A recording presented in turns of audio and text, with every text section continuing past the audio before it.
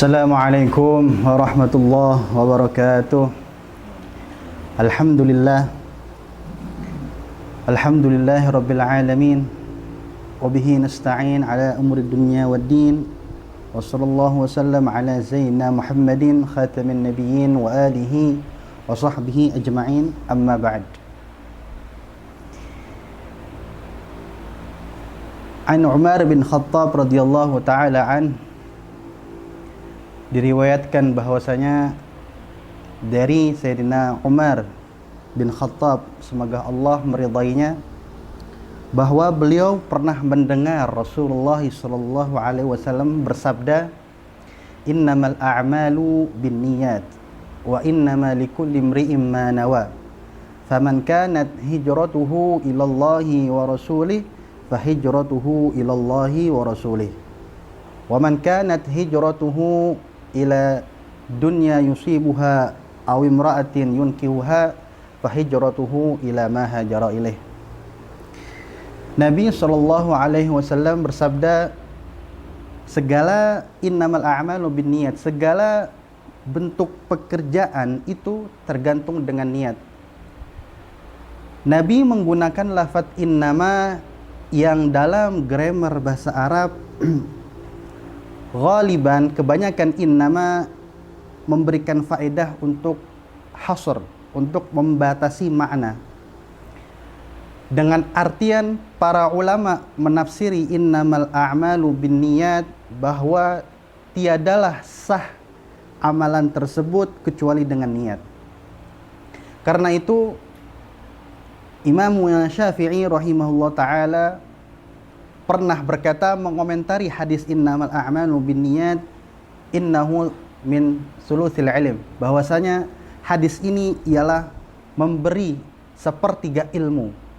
Karena itu para ulama, khususnya para salafus salihin, mengajari anak-anaknya mengenai masalah niat itu sangat mendetail.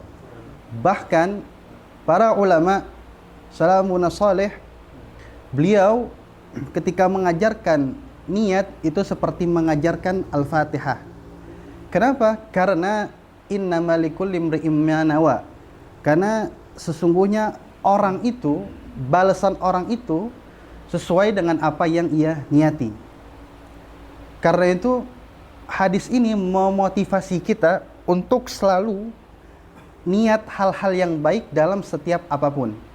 Bahkan inna niyatul mu'min khairun min amalih, dikatakan bahwa niatnya seorang mukmin itu lebih baik daripada amalnya.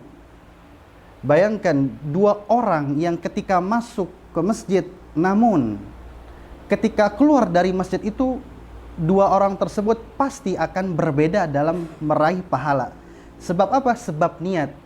Ketika ada satu yang masuk masjid dengan niat dia beriktikaf, dengan niat menunggu sholat jamaah dan lain-lain, meniatkan dengan hal-hal baik, tentu orang yang meniatkan hal tersebut mendapatkan pahala yang lebih. Karena itu Allah Ta'ala membuat umat Nabi Muhammad SAW yang umurnya ini sedikit namun amalannya bisa menyaingi umat-umat terdahulu. Dengan sebab apa? Dengan sebab niat. Maka jangan pernah meremehkan niat.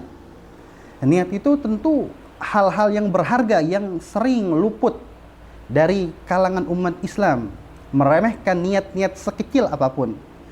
Maka ketika untuk melakukan amalan ataupun pekerjaan al-a'mal, makanya innamal a'malu binniyat, segala bentuk pekerjaan, yakni pekerjaan al-harakatil badan, pekerjaan bentuknya baik dalam al-aqwal, dalam bentuk lisan maupun dalam bentuk tubuh. Ketika kita mau membaca Al-Quran atau mau kita sholat, mau segala apapun yang berbentuk kebaikan, maka selipkanlah niat dalam hal tersebut. Banyak para ulama, khususnya Al-Habib Sa'ad Al-Idrus, membuat kitab namanya An-Niyat. Di situ meliputi banyak niat-niat apapun, termasuk bahkan ada bab yang kita niat untuk memainkan internet. Ketika kita memainkan internet, kita berinternet atau memainkan HP, selipkan hati kita untuk niat selalu.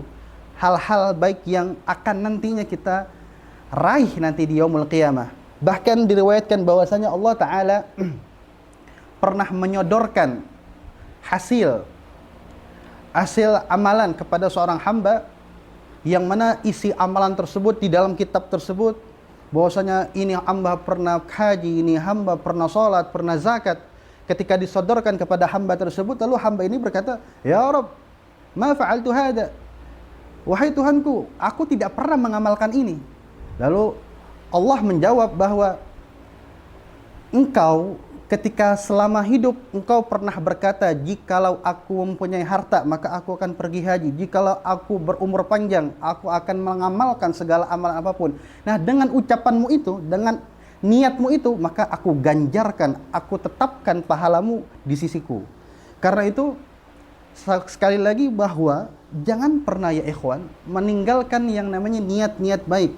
Selipkan hal apapun itu, sekecil apapun, seperti kita mau berangkat ke majlis ta'lim, mau berangkat ke sekolah ataupun apapun, selipkan hal-hal yang baik. Berusaha kita niatin untuk selalu taat kepada Allah, niat untuk taat kepada Rasulullah, menghindarkan maksiat, selalu niat untuk menolong orang ketika kita bertemu sesama muslim, mengucapkan salam, memberikan senyuman. Itu semua niat-niat yang baik. Dan jangan meremehkan itu, bahwasanya niat yang tadi kita ucapkan dalam hati itu akan diganjar sama Allah, itu akan diberi pahala oleh Allah. Karena itu jangan lupa yang namanya niat. Niatul mukmin khairun min amalih. Niatnya seorang iman, seorang mukmin itu lebih baik daripada amalnya. Itu saja yang bisa Al-Fagir sampaikan. Wabillahi taufiq wal hidayah. Wassalamualaikum warahmatullahi wabarakatuh.